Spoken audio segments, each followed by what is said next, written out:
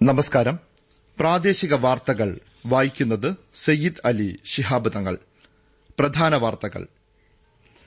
പ്രധാനമന്ത്രി നരേന്ദ്രമോദി ഇന്ന് ഗുജറാത്തിൽ ഭാവ്നഗറിൽ 34,200 കോടി രൂപയുടെ വിവിധ വികസന പദ്ധതികൾക്ക് തുടക്കം കുറിക്കും.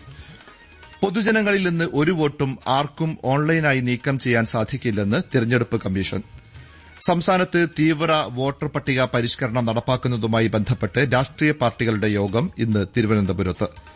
പമ്പയിൽ ആഗോള അയ്യപ്പ സംഗമം ഇന്ന്. പ്രതിനിധികളുടെ രജിസ്ട്രേഷൻ തുടങ്ങി.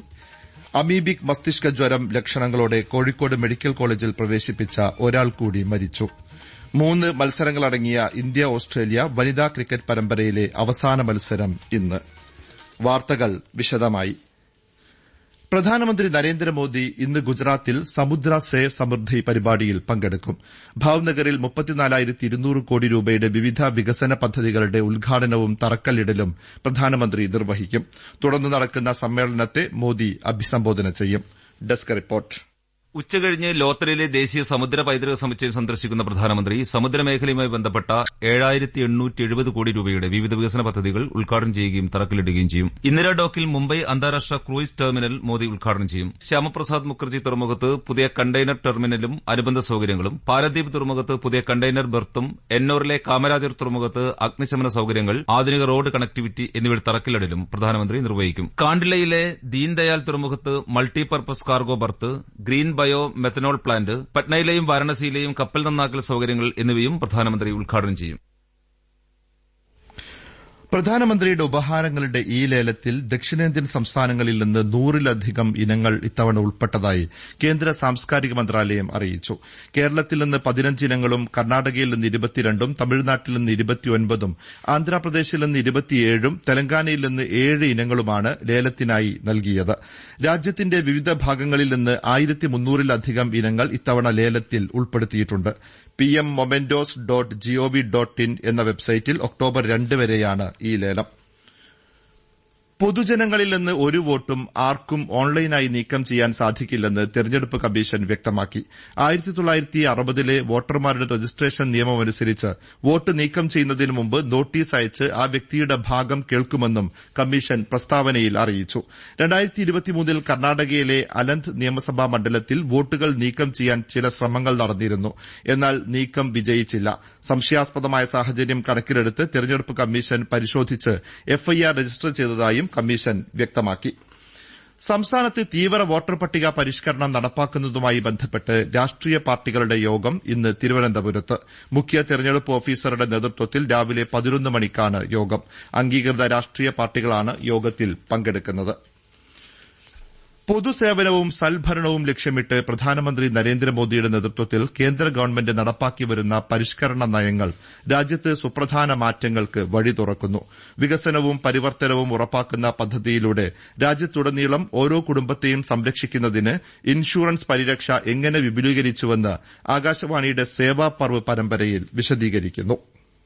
എല്ലാ പൌരന്മാർക്കും ഇൻഷുറൻസ് പരിരക്ഷ നൽകുന്നതിന് 2015 മുതൽ കേന്ദ്ര ഗവൺമെന്റ് സമഗ്രമായ പദ്ധതി നടപ്പാക്കി വരികയാണ്. സുരക്ഷിതമല്ലാത്തവരെ സുരക്ഷിതമാക്കുകയെന്ന ലക്ഷ്യത്തോടെ പ്രധാനമന്ത്രി ജീവൻ ജ്യോതി ഭീമാ യോജന, പ്രധാനമന്ത്രി സുരക്ഷാ ഭീമാ യോജന എന്നിവയിലൂടെ എല്ലാവർക്കും താങ്ങാവുന്ന തരത്തിലാണ് പദ്ധതി ആവിഷ്കരിച്ചത്. പ്രധാനമന്ത്രി സുരക്ഷാ ഭീമാ യോജന അപകടമരണമോ വൈകല്യമോ ഉണ്ടായാൽ കുറഞ്ഞ പ്രീമിയത്തിൽ 2 ലക്ഷം രൂപ വരെ പരിരക്ഷ നൽകും.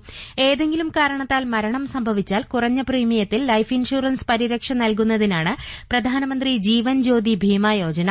ഗവൺമെന്റ് പൂർണ്ണമായും ധനസഹായം നൽകുന്ന ലോകത്തെ ഏറ്റവും വലിയ ആരോഗ്യ ഇൻഷുറൻസ് പദ്ധതിയാണ് പ്രധാനമന്ത്രി ജൻ ആരോഗ്യ യോജന. സംസ്ഥാന വ്യവസായ വാണിജ്യ വകുപ്പ് സംഘടിപ്പിക്കുന്ന 7ാമത് മെഷീനറി എക്സ്പോ ഇന്ന് രാവിലെ മന്ത്രി P Rajeev Kakkanad Kinfra international exhibition സെന്ററിൽ ഉദ്ഘാടനം ചെയ്യും.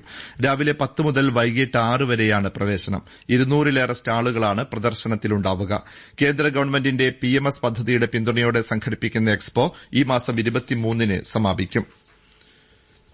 ജനങ്ങളുടെ പ്രശ്നങ്ങൾ പരിഹരിക്കുന്നതിന് എല്ലാവരും ഒരുമിച്ചു നിൽക്കണമെന്ന് മന്ത്രി എ കെ ശശീന്ദ്രൻ പറഞ്ഞു. എലത്തൂർ നിയോജകമണ്ഡലത്തിൽ അടുത്ത മാസം 4-ന് നടത്തുന്ന പരാതി പരിഹാര അദാലത്ത് കൂടെയുണ്ട് കരുത്തായി കരുതലായി സംഘാടക സമിതി രൂപീകരണ യോഗം ഉദ്ഘാടനം ചെയ്യുകയായിരുന്നു മന്ത്രി. നികുതി ഘടന ലളിതമാക്കുന്നതിനും പൌരന്മാരുടെ സാമ്പത്തിക ഭാരം ലഘൂകരിക്കുന്നതിനുമായി പ്രധാനമന്ത്രി നരേന്ദ്രമോദി പ്രഖ്യാപിച്ച വരും തലമുറ ജിഎസ്ടി പരിഷ്കാരങ്ങൾ മറ്റന്നാൾ നിലവിൽ വരും. ഇലക്ട്രോണിക്സ് ഉപകരണ മേഖലയിൽ വരുന്ന പരിഷ്കാരങ്ങളുടെ സാധ്യത പരിശോധിക്കാം. Desk report. ഇലക്ട്രോണിക്സ് വ്യവസായത്തിന് ആശ്വാസകരമായ പദ്ധതിയാണ് വരും തലമുറ ജിഎസ്ടി പരിഷ്കരണത്തിലൂടെ കേന്ദ്ര ഗവൺമെന്റ് പ്രഖ്യാപിച്ചത്. എയർ കണ്ടീഷണറുകൾ, ഡിഷ് വാഷുകൾ തുടങ്ങിയ വസ്തുക്കളുടെ നികുതി നിരക്ക് 28% നിന്ന് 18% കുറയും. ഈ സുപ്രധാന നടപടി പ്രാദേശികവൽക്കരണ ശ്രമങ്ങളെ പിന്തുണയ്ക്കുന്നതോടൊപ്പം ഇറക്കുമതി ആശ്രയത്വം കുറയ്ക്കാൻ സാധിക്കും. ടെലിവിഷൻ, ടിവി, ഇതര മോണിറ്ററുകൾ എന്നിവയുടെ നികുതിയും 10% കുറയും. നിരക്കിൽ കാര്യമായ വ്യത്യാസം വരുന്നതോടെ ഉപകരണങ്ങളുടെ ആവശ്യകത വർദ്ധിപ്പിക്കുകയും ഇത് ആഭ്യന്തര ഉൽപ്പാദകരുടെ വിപണി വികസിപ്പിക്കാൻ സഹായിക്കുകയും ചെയ്യും. തദ്ദേശ തെരഞ്ഞെടുപ്പ് പ്രവർത്തനങ്ങൾ ബിജെപി കോർ കമ്മിറ്റി യോഗം ചർച്ച ചെയ്തതായി പാർട്ടി സംസ്ഥാന ജനറൽ സെക്രട്ടറി എം.ടി. രമേശ് തിരുവനന്തപുരത്ത് പറഞ്ഞു.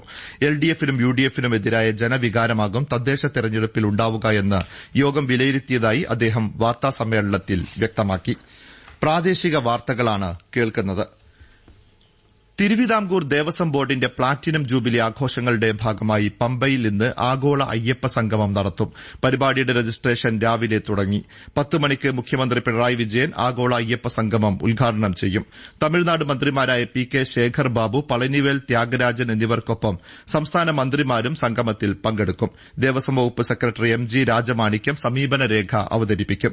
ശബരിമല മാസ്റ്റർ പ്ലാൻ, ആത്മീയ ടൂറിസം സർക്യൂട്ട്, ശബരിമലയിലെ ആൾക്കൂട്ട നിയന്ത്രണവും തയ്യാറെടുപ്പുകളും തുടങ്ങിയ വിഷയങ്ങളിൽ വിവിധ വേദികളിൽ ഒരേ സമയം ചർച്ച നടക്കും. 3000-ഓളം പ്രതിനിധികൾ സംഗമത്തിൽ പങ്കെടുക്കുമെന്ന് ദേവസ്വം ബോർഡ് അറിയിച്ചു. അതേസമയം സംഗമത്തിന്റെ പേരിൽ സംസ്ഥാന ഗവൺമെന്റ് രാഷ്ട്രീയം കളിക്കുകയാണെന്ന് ആരോപിച്ച് യുഡിഎഫും ബിജെപിയും സംഗമത്തിൽ പങ്കെടുക്കുന്നില്ല. നവരാത്രി ആഘോഷങ്ങൾക്ക് വർക്കല ശിവഗിരി മഠത്തിൽ മറ്റന്നാൾ ദീപം തെളിയും. അടുത്ത മാസം 2 വരെയാണ് ആഘോഷങ്ങൾ. സംസ്ഥാനത്തെ എല്ലാ ജില്ലകളിൽ നിന്നും ഡൽഹി, ഹൈദരാബാദ്, കർണാടക എന്നിവിടങ്ങളിൽ നിന്നും കലാപ്രതിഭകൾ എത്തിച്ചേരും. പുതുമുഖങ്ങളുടെ അരങ്ങേറ്റവും ഉണ്ടാവും. സംസ്ഥാനത്തെ സമുദ്ര സമ്പദ് വ്യവസ്ഥയ്ക്ക് ഉത്തേജനമേകി Kerala European Union blue economy സമ്മേളനം സമാപിച്ചു. കോവളത്ത് 2 ദിവസങ്ങളിലായി നടന്ന കോൺക്ലേവിൽ 28 നിക്ഷേപകർ 7288 കോടി രൂപയുടെ നിക്ഷേപ നിർദ്ദേശങ്ങൾ സമർപ്പിച്ചു. ഭാവിയിൽ സംസ്ഥാനവുമായി ബന്ധം സുഗമമാക്കുന്നതിന് കേരളത്തിൽ ഒരു പുതിയ ഏജൻസി സ്ഥാപിക്കാൻ യൂറോപ്യൻ യൂണിയൻ അഭ്യർത്ഥിച്ചു.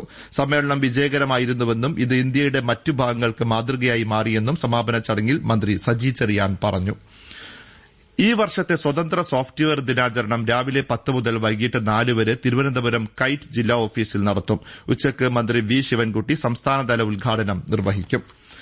അമീബിക് മസ്തിഷ്ക ജ്വരം ലക്ഷണങ്ങളോടെ കോഴിക്കോട് മെഡിക്കൽ കോളേജിൽ പ്രവേശിപ്പിച്ച ഒരാൾ കൂടി മരിച്ചു. തൃശൂർ ചാവക്കാട് സ്വദേശി റഹീം ആണ് മരിച്ചത്.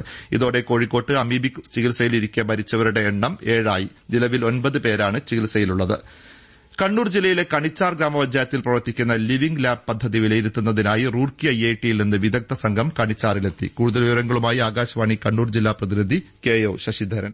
ഉരുൾപൊട്ടൽ സാധ്യതാ മുന്നറിയിപ്പ് സംവിധാനം സ്ഥാപിക്കുന്നതിന് മുന്നോടിയായാണ് ഐഐടി ശാസ്ത്രജ്ഞരും പ്രൊഫസർമാരുമടങ്ങുന്ന പഠനസംഘം കണിച്ചാറിലെത്തിയത്. ഭൂപ്രകൃതിക്കനുസരിച്ച് ഉരുൾപൊട്ടൽ സാധ്യത മുൻകൂട്ടി അറിയുന്നതിന് സ്ഥാപിക്കേണ്ട സെൻസറുകൾ ഏതൊക്കെയെന്ന് സംഘം വിലയിരുത്തും. മണ്ണിന്റെ ഘടന, ഭൂപ്രകൃതി തുടങ്ങിയവ പഠനവിധേയമാക്കും. അടുത്ത വർഷം ആദ്യത്തോടെ സെൻസറുകൾ സ്ഥാപിക്കാൻ കഴിയുമെന്നാണ് കരുതുന്നത്. സെൻസറുകൾക്കൊപ്പം ഓട്ടോമേറ്റഡ് വെതർ സ്റ്റേഷനും സ്ഥാപിക്കും. ദുരന്ത സാധ്യതകൾ 3 മുതൽ 4 മണിക്കൂർ വരെ മുൻകൂട്ടി അറിയാൻ കഴിയുന്ന സംവിധാനമാണ് കണിച്ചാറിൽ സ്ഥാപിക്കുക. ചീഫ് സയന്റിസ്റ്റ് DP കാനുങ്കുവിന്റെ നേതൃത്വത്തിലുള്ള സംഘം ചൊവ്വാഴ്ച വരെ കണിച്ചാറിൽ തുടരും. 3 മത്സരങ്ങളടങ്ങിയ ഇന്ത്യ ഓസ്ട്രേലിയ വനിതാ ക്രിക്കറ്റ് പരമ്പരയിൽ അവസാന മത്സരം ഇന്ന്. ഡൽഹിയിലെ അരുൺ ജെയ്റ്റ്ലി സ്റ്റേഡിയത്തിൽ ഉച്ചയ്ക്ക് 1:30-ക്കാണ് മത്സരം. നിലവിൽ ഓരോ മത്സരങ്ങൾ വിജയിച്ച 2 ടീമുകൾക്കും ഇന്നത്തെ മത്സരം നിർണായകമാണ്. ദുബൈയിൽ ഏഷ്യാകപ്പ് 2020 മത്സരത്തിൽ ഇന്ത്യ ഒമാനെ 21 റൺസിന് തോൽപ്പിച്ചു. ആദ്യം ബാറ്റ് ചെയ്ത ഇന്ത്യ നിശ്ചിത 20 ഓവറിൽ 8 വിക്കറ്റ് നഷ്ടത്തിൽ 188 റൺസ് എടുത്തു. മറുപടി ബാറ്റിംഗിനിറങ്ങിയ ഒമാന് 20 ഓവറിൽ 4 വിക്കറ്റ് നഷ്ടത്തിൽ 167 റൺസ് എടുക്കാനേ കഴിഞ്ഞുള്ളൂ. കൊളംബോയിൽ സാഫ് അണ്ടർ 17 ഫുട്ബോൾ ചാമ്പ്യൻഷിപ്പിൽ ഇന്ത്യ സെമി ഫൈനലിൽ. ഗ്രൂപ്പ് ബി മത്സരത്തിൽ ഭൂട്ടാനെ ഏകപക്ഷീയമായ 1 ഗോളിന് പരാജയപ്പെടുത്തിയാണ് ഇന്ത്യയുടെ സെമി പ്രവേശം. പ്രധാന വാർത്തകൾ വീണ്ടും.